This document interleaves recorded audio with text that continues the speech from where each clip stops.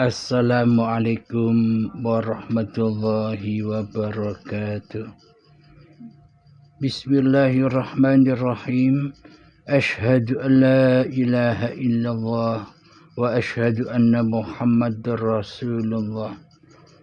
Allahumma salli ala sayyidina Muhammad wa ala ali sayyidina Muhammad. Rabbi shrah li sadri wa yassir li amri wahlul 'uqdatam min lisani yafqahu qawli. Amin. Bismillahirrahmanirrahim. Salam hormat, salam takzim saya buat para jamaah Uripi Allah channel dimanapun Anda berada.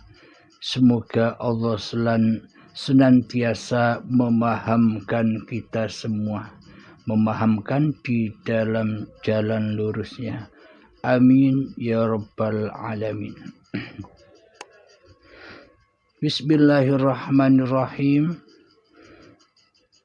Kali ini ada pertanyaan dari saudara kita yang ada di Demak. Mari kita dengarkan bersama pertanyaannya. Assalamualaikum guru, mohon maaf mengganggu ketenangan guru. Saya mau bertanya guru tentang kondisi hati biar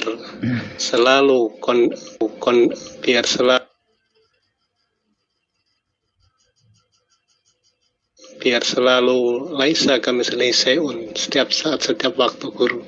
Soalnya selama ini badan-badan ini masih terkecok dengan urusan duniawi guru. Mohon moderaannya guru. Assalamualaikum warahmatullahi wabarakatuh. Alhamdulillah, terima kasih banyak guru. Dan mohon maaf tadi lupa mencantumkan nama. Nama saya Said dari Demak yang pernah sowan ke dalam guru. Dan terima kasih banyak guru atas moderaannya ini. Assalamualaikum warahmatullahi wabarakatuh. Waalaikumsalam warahmatullahi wabarakatuh. Pertanyaannya adalah bagaimana caranya untuk mengaplikasikan mengingat Allah dimanapun kita berada, dan apapun yang kita aktivitaskan di dalam sehari-hari, bagaimana cara memulangkan hati kepada Allah agar ingat terus kepada Allah. Bismillahirrahmanirrahim. Untuk mengingat Allah itu harus kenal dulu dengan Allahnya. Harus kenal dulu dengan siapa yang disebut Allah. Karena Allah itu hanyalah nama. Akan tetapi setiap nama ada pemilik namanya. Contoh demikian. Bila Anda hanya tahu nama saya saja Abdul Halim, tanpa Anda tahu wajah saya, tanpa Anda tak pernah bertemu dengan saya, Anda hanya ingat nama saya saja, yakni Abdul Halim. Ketika Anda menyebut-nyebut nama saya Abdul Halim, Abdul Halim, Abdul Halim, kira-kira yang terbayang pada hati Anda itu nama Abdul Halimnya apa wajah saya? Sementara Anda tidak pernah bertemu dengan saya. Apakah mungkin Anda bisa mengingat saya dan mengingat wajah saya, mengingat sosok saya tanpa Anda bertemu dengan saya? Jadi ketika Anda hanya kenal dengan nama saya saja, tanpa Anda tahu wajah saya, bagaimana mungkin Anda bisa mengingat saya? Yang Anda ingat hanyalah tulisan-tulisan nama saja. Walhasil di dalam hati Anda yang Anda ingat hanyalah sejatinya diri Anda sendiri. Hawa nafsu Anda sendirilah di dalam hati yang Anda ingati. Hawa nafsunya Anda sendiri yang merasa bisa mengingat atau menyebut-nyebut nama saya. Sama halnya dengan Allah. Selama ini kita berzikir la ilaha illallah, la ilaha illallah, la ilaha illallah, atau Allah, Allah, Allah di dalam hati kita, atau hu Allah di dalam hati kita, tanpa kita pernah bertemu dengan Allah, dengan wajhullah. Apakah mungkin kita bisa mengingat Allah? Pasti yang kita ingati di dalam hati kita hanyalah hawa nafsu kita sendirilah yang merasa mengaku bisa mengingat Allah. Yang diingat hanyalah namanya saja.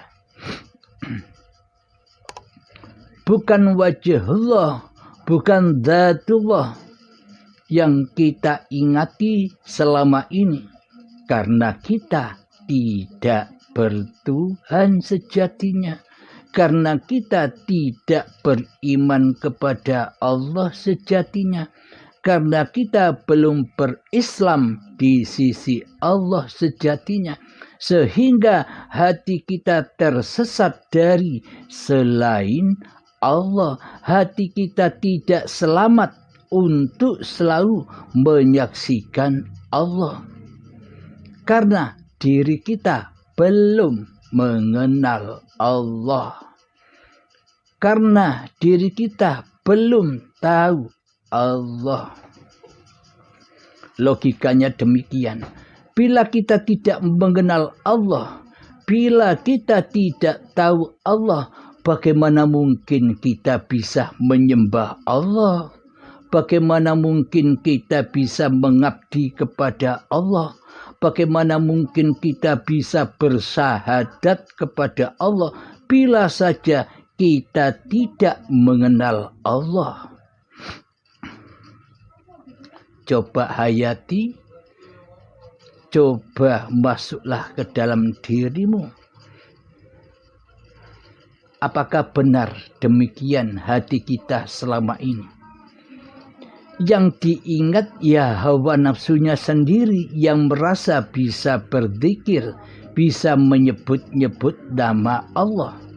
Kadang ingat, kadang lupa. Kadang ingat sesebutannya, kadang lupa sesebutannya. Pada intinya yang lupa hawa nafsunya dan yang ingat juga hawa nafsunya, mengingat nama-namanya saja. Tidak mengingat siapa pemilik nama Allah itu sejatinya. Jadi untuk mengingat Allah itu tak satu pun manusia bisa mengingat Allah kecuali bila manusianya sudah awwaluddin ma'rifatullah. Jadi innad-dina indallahil Islam itu orang-orang yang sudah tahu Allah, orang-orang yang sudah kenal Allah, orang-orang yang sudah bertemu dengan wajhullah. Dengan pertemuan itulah maka hamba bisa menyembahnya, maka hamba bisa mengabdi padanya, karena yang disembah, karena yang diabdi sudah jelas. Selama ini kan Allah bagi kita hanyalah angan-angan saja, hanyalah angan semu dan fata morgana. Bagaimana mungkin kita bisa menyembah dan mengabdi kepada Allah, bahkan kita bisa sholat dan beribadah kepada Allah, sementara kita tidak tahu Allah, sementara yang jadi Allah, yang jadi Tuhan di hati kita masih hawa nafsu kita sendiri. Inilah iman yang kecelih. Inilah agama yang kecelih.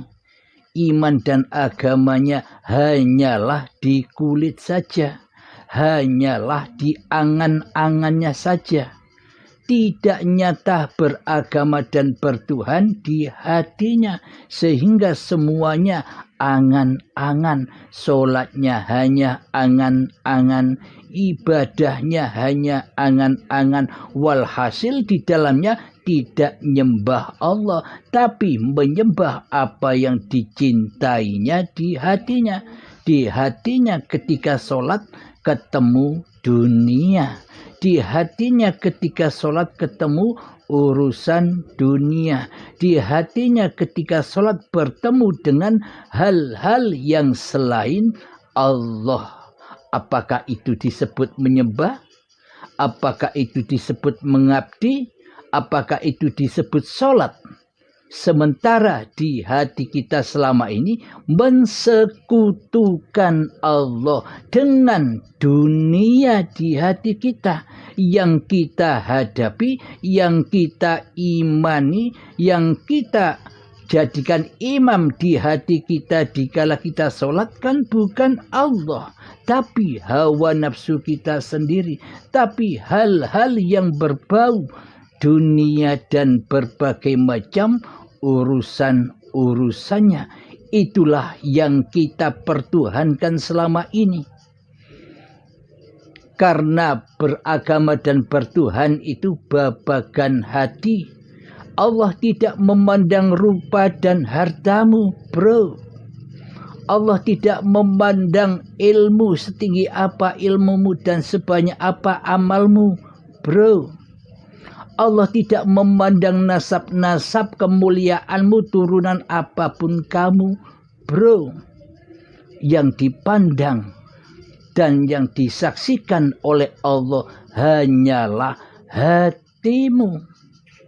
Di dalam hatimu itu yang jadi Tuhan siapa? Allah kah ataukah dirimu? Allah kah ataukah hawa nafsumu? Yang wujud di hatimu itu Allah apa dirimu?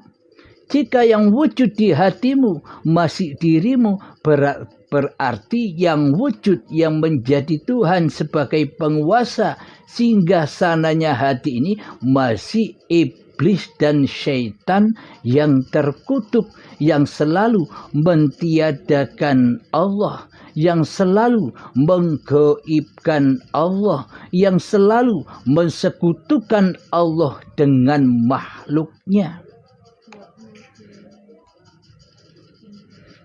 Jadi tidak akan pernah bisa mengingat Allah bila syaitan yang terkutuk ini, bila hawa nafsu ini masih menjadi raja di rajanya hati. Allahnya gaib katanya, Allahnya tiada katanya. Coba kita hayati pelan-pelan. Apakah mungkin manusia kita lebih wujud daripada Allah yang maha wujud? Seolah-olah selama ini kan kita yang merasa lebih wujud daripada Allah. Sementara Allah kita adamkan. Sementara Allah kita tiadakan di hati kita. Sementara Allah kita gaibkan di hati kita.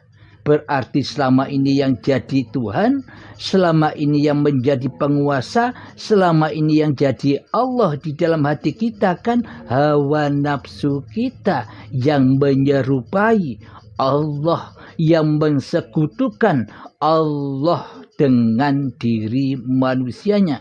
Karena sifat-sifatnya Allah telah kita akui sebagai sifat diri manusia kita di hati kita. Jadi yang paling kita zikiri selama hidup ini hanyalah kita sendiri, bukan Allah. Karena yang jadi Tuhan di dalam hati kita adalah hawa nafsu kita. Jadi bila ingin mengenal Allah, bila ingin mengingat Allah, maka usirlah hawa nafsu ini, maka bombardirlah setan yang terkutuk ini dari kekuasaan di hati ini. Untuk membombardir, untuk merusak, untuk mengalahkan, untuk menumbangkan, untuk mengkudeta setan yang terkutuk yang selama ini menjadi Tuhan di hati kita dan kita diperbudak olehnya selama ini. Maka untuk tahapan mengenal Allah itu dengan man-arafa nafsahu, mengenal diri manusianya dahulu, bermakrifat kepada diri manusianya sendiri dahulu. Siapa diri manusiaku ini? Dari mana datangnya diri manusiaku ini? Di dalam surat Al-Insan ayat pertama, di situ didawuhkan bahwa manusia itu berasal dari hal yang tak dapat disebut. Jadi manusia tidak bisa menyebut manusia. Manusia takkan pernah bisa menyebut bahwa diri manusia ini adalah manusia bila manusia itu menjadi makhluk. Akan tetapi bila manusia ini merasa bisa mentuhani diri manusianya sendiri, pasti yang merasa bisa menyebut bahwa dirinya adalah manusia adalah dirinya sendiri yang ngaku-ngaku jadi manusia. Inilah hamba yang selalu mensekutukan Tuhannya, hamba yang merasa jadi Khalik, manusia yang merasa jadi Allah. Seolah-olah manusianya lah yang berkuasa atas hatinya, seolah-olah manusianya lah yang tahu apa-apa dan siapa-siapa, seolah-olah manusianya lah yang tahu nama-nama segala sesuatu di hatinya, sementara Allah tidak tahu apa-apa. Ini iman dan akidah yang terbalik. Mestinya kita manusia jadi makhluk, loh kok jadi Allah? Kalau jadi makhluk bagaimana caranya? Ya diam saja, jangan apa-apa, dan jangan bersiapa-siapa. Biarlah Allah yang berapa-apa, dan biarlah Allah yang bersiapa-siapa. Karena hidup itu Allah, bukan hidup manusianya. Inilah cara untuk kembali kepada Allah. Memang belajar untuk ini butuh puluhan tahun, butuh waktu yang lama untuk merealisasikan ini semua.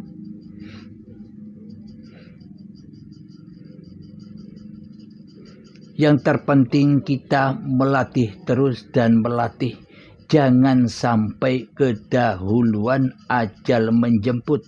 Jangan sampai kedahuluan baiatul akbar. Dibaiat secara besar-besaran dengan paksa dan siksa di saat sakaratul maut. Jangan sampai kedahuluan itu agar husnul khotimah. Jadi husnul khotimahnya itu diraih sekarang. Jadi penglihatan mata batin ini harus dilalui sekarang. harus kita dapatkan sekarang. Jika nanti maka sudah terlambat. Mangkana fi hadihi a'ma fahuwa fil akhirati a'ma wa adallu sabila. Bila saja di dunia ini saat ini buta mata hatinya tentang Allah, ya zat yang disembah, maka di akhirat pun semakin buta akan Allah, bahkan tersesat-sesat jalannya. Alhamdulillahirabbil alamin. Mungkin jawaban yang singkat ini memberikan kita pemahaman dan keberkahan dari Allah Subhanahu wa taala. Amin ya rabbal alamin. Bismillahirrahmanirrahim. Alhamdulillahirabbil alamin. Allahumma shalli ala sayyidina Muhammad wa ala ali sayyidina Muhammad. Rabbana atina fid dunya hasanah wa fil akhirati hasanah wa qina adzabannar. Rabbana atina fid dunya hasanah wa fil akhirati hasanah wa qina adzabannar. Rabbana atina fid dunya hasanah wa fil akhirati hasanah wa qina adzabannar. Wa sallallahu ala sayyidina Muhammad wa ala alihi wa sahbihi wasallam. Walhamdulillahi rabbil alamin. Akhirul kalam. Assalamualaikum warahmatullahi wabarakatuh.